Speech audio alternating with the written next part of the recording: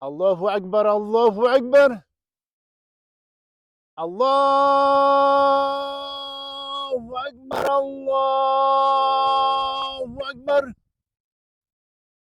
Eşhedü en la ilahe illallah. Eşhedü en la ilahe illallah. Eşhedü enne Muhammeden Resulullah.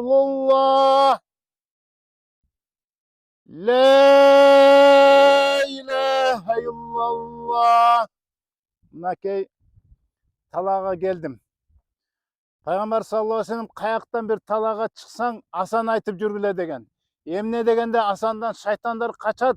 Асандын үнүн укканда тине пыс деп аркасынан жел чыккандай качат деген. Бул талаада көбүнчө жин шайтандар жашаганы белгилүү. Андан тышкары ар бир дарак, ар бир өзүмтүк, ар бир топурак, чыбык, таштар кепилдик берет дейт. Ашхаду ла ilahe illallah. Аллахта сен жалгыздап Аллахтан башка сыйынчы зат жок дегениңе кепилдик берет ахиретте. Бул сооп, чоң сооп болот. Андыктан талага чыкканда ар кимге өзгөчө эркектер асан айтып жүргүлө. Аллаху акбар.